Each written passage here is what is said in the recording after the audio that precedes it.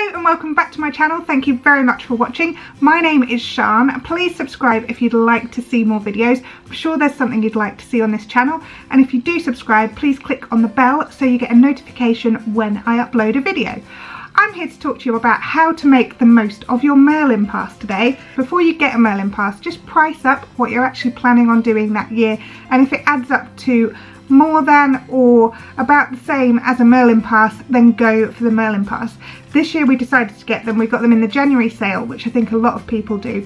We opted for the premium passes because it got us free car parking, which actually we thought would save quite a lot of money over the course of the year.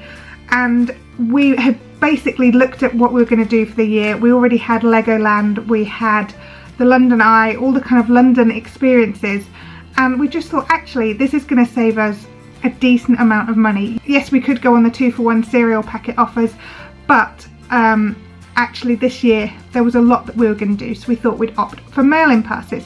So we have definitely been making the most of our Merlin passes this year, so I thought I'd share with you some of the things that we've done to try and get absolutely the most out of them that we possibly can. The first thing is that perhaps you can visit more than one theme park in one go. So this year we decided we were going to go down to Legoland, but then we realised that Chessington was really close, so we spent 2 nights in Windsor and we then had 2 days at Legoland and 1 day at Chessington. And the good thing about the Merlin pass is that if it rains, for example, your day isn't completely ruined if you've already planned, say, a 2-day trip.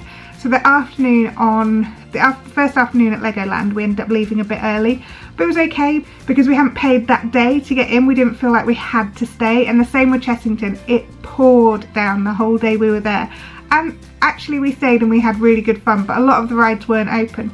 But we weren't as kind of upset as we would have been if we'd have paid fully to go in that day. So if you can, try and visit more than one attraction in a few days kind of together. So for us, Legoland is quite a long way away from us, so we had to stay over, but we did Legoland and Chessington, and when the children get older then there's also Thorpe Park down there as well. So there's 3 theme parks really close together, so get in as many in a few days as you can if you love the theme parks. The second thing is take a trip to London. One of the reasons we got our passes is because we were going to London. So if you have your Merlin pass, take a trip to London. You don't have to stay in London, you could stay outside of London and travel in.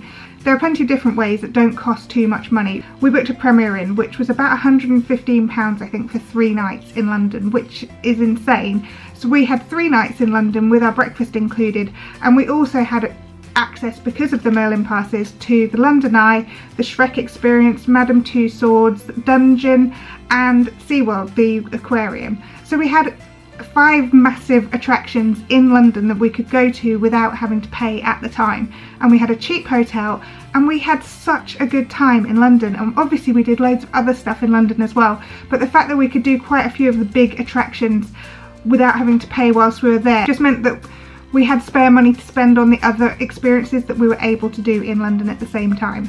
Our nearest Merlin attractions are in Blackpool, so we've also had a night stay in Blackpool and got all of the attractions there done. The Blackpool Tower experience is fantastic and the circus is fantastic, and another top tip is that the circus turns into the pantomime in the kind of winter months. So your Merlin pass gets you into not only the circus throughout kind of the summer and the rest of the year, but it also gets you into the pantomime. I would definitely recommend going to see the Blackpool Circus. It's a really amazing experience and the children absolutely love it. You can pay to book a seat, but you also can just get in and choose a seat on the day, which is absolutely fine. That's what we did. Madame Tussauds in Blackpool we enjoyed more than the one in London. I'm not sure why, but I think it had more people that the kids recognised. I don't know whether that's just because we live up north or what, but the kids really enjoyed Madame Tussauds in Blackpool, and the sea life there is really good as well. So you've got all sorts of attractions that you can go to in Blackpool, and there's loads going on in Blackpool anyway. So we planned a day there kind of specifically to go and use our passes, and we booked an Airbnb, so it was relatively inexpensive, but we had a really good time.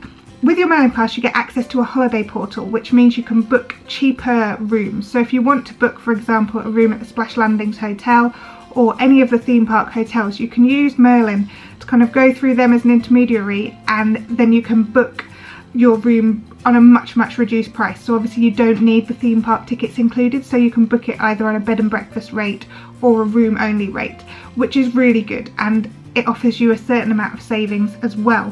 When we talk about savings, when you're at the theme park, we went and stayed at Splash Landings Hotel this year. Everything you buy, if you show them your Merlin pass, it comes with a discount. We got discounts in the shops on swimming goggles, we got discounts at the bar on beer. There were so many different discounts, and all those things that add up when you're at a theme park, you get a discount on. So you get a discount on the merchandise as well. I think that's 10%, but still it's a decent discount. And if your kids are nagging you at the end of the day for a toy and you're going to say yes for once, then at least you know there's going to be an extra 10% off that marked price as well. And that for me was fantastic. You also get kind of a refill cup, so you pay £2.50 I think for the cup, and then it's 75p to refill it, which again is cheaper than going and getting, say, a bottle of water out of the vending machine, because you literally can just go and get a drink in your cup and it costs 75p as opposed to like £2.50 for a water from a vending machine. So for us, we found that really saved money. If you're going to get a Merlin pass, then definitely make sure that you're going to get your money's worth out of your Merlin pass.